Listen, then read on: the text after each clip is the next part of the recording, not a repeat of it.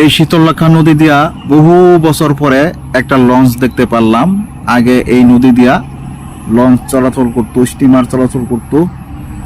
এখন এই লঞ্চ চলাচল করে না। আজকে প্রায় বহু বছর পরে এই নদী দিয়ে লঞ্চ চলাচল করতে দেখতেছি। যখন লঞ্চ চলাচল করতো তখন আমরাই ছোট ছিলাম,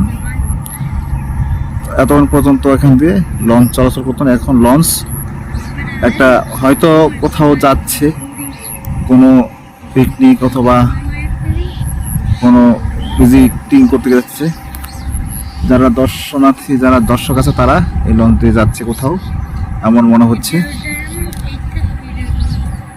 আগে তো এখান দিয়ে 3টা লঞ্চ চলতো আগে, সেই কাপাসিয়া থেকে গোরাশাল পর্যন্ত।